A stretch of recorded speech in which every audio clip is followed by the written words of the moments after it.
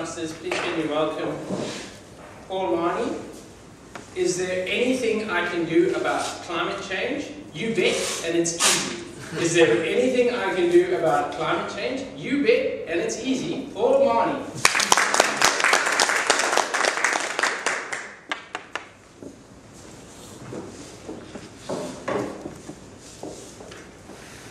Thank you, Mr. Toastmaster.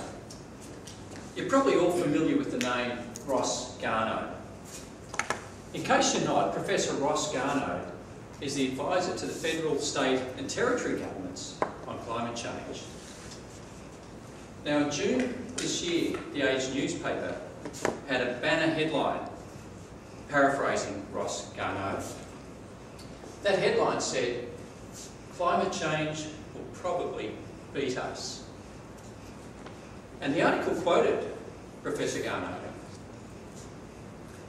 as saying that a review of daily debate and media discussion in Australia could lead one to the view that this issue is too hard for rational policy making. The issues are too complex, the vested interests too numerous and intense, the timeframes too long. Climate change remains a diabolical problem. Ominous words indeed from Professor Garnaut. Now I'm going to talk to you tonight about 4 aspects of this problem. Firstly, I'm going to tell you what I believe is the single most effective and efficient measure that we all can take to combat climate change. Secondly, I'm going to talk to you about the key problems of global warming, deforestation and water supply. Thirdly, I'm going to ask why aren't governments and others informing people of these measures that we can all take to deal with the issue. And finally, I'll talk about pricing of products to account for their environmental costs. So moving into that first issue, what is the measure that we can all take to deal with climate change? The measure is one which does not involve billions of dollars in infrastructure or require years and years of delay before it can come into effect. It's the simple issue of diet, what you and I eat and drink. And what I'm saying to you is that we all need, as a community, as a global society, to reduce our consumption of meat, particularly red meat, and dairy products. So moving into the problems, firstly, global warming. And before I go into this in detail, just one technical issue. I'll talk about GWP, which is short for global warming potential, because the analysts use this term when they talk about the global warming impact of different emissions, different gases. And what they do is bring them all into the common denomination of what they call CO2e, which is carbon dioxide equivalent. For example, methane is far more potent as a greenhouse gas than carbon dioxide. In fact, the GWP that's usually used is 21 and 23, which says that methane is 21 or 23 times more potent than carbon dioxide. Nitrous oxide is around 300 times more potent, but there's a lot less of it around. By the way, 65% of nitrous oxide is produced by animal agriculture. So that's just a technical term, GWP. It's like an exchange rate, brings the gases into a common denomination of CO2 equivalent. Now, there have been some major reports in recent years about global warming. One of the most significant, and I'll mention 4, one of the most significant was a November 2006 report by the United Nations Food and Agriculture Organization. And that report was entitled Livestock's Long Shadow.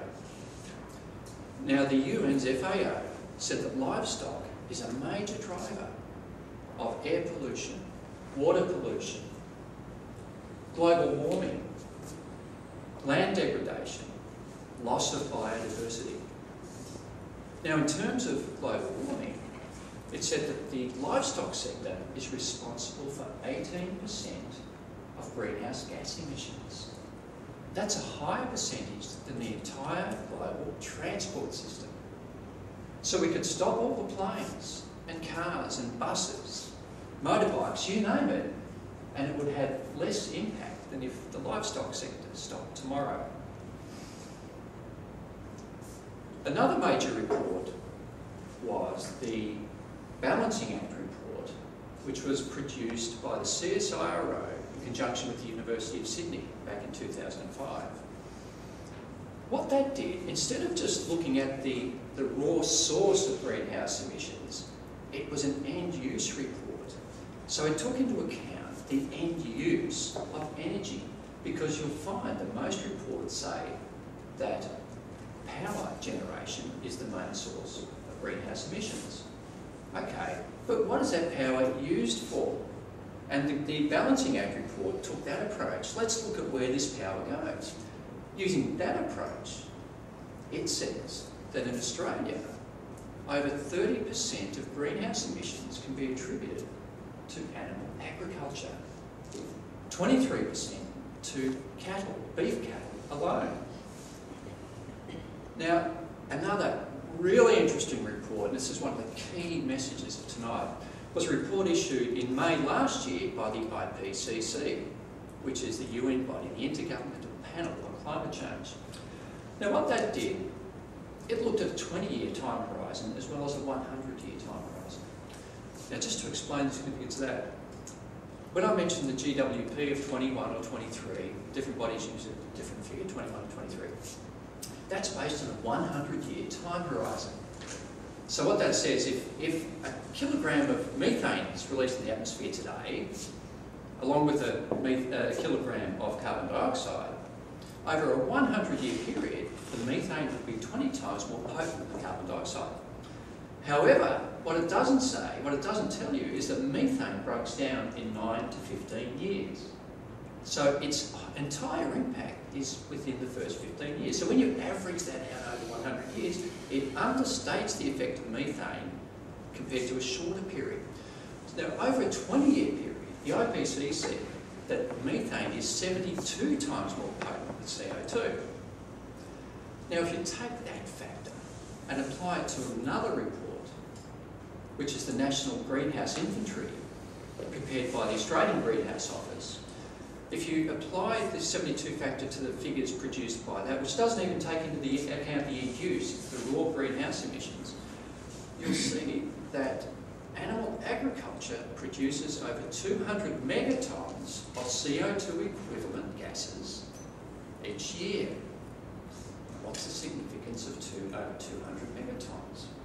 Well, everybody's talking about coal-fired power stations. In Australia, coal-fired power generates around 180 megatons of CO2 equivalent gases. Ross Garnaut's report did not mention animal-generated methane. It says an awful lot about power stations and CO2, but these IPCC figures, taken in conjunction with the Australian Greenhouse Office figures, tell you that animal-generated methane is more potent than all our coal-fired power stations. Now, let's look at this in day-to-day terms. Researchers from the University of Chicago have analysed diet and greenhouse, and what they've said is for the average American to reduce his or her meat consumption by 20%, they'll have a bigger impact on greenhouse emissions than if they change from driving a Toyota Camry to a hybrid Toyota Prius. A simple measure of reduction in meat can have more effect than buying a Prius. Okay, well, let's look at deforestation, because we've looked at the global warming impact of meat consumption. I haven't even touched on dairy yet, but let's look at deforestation, which is a related issue.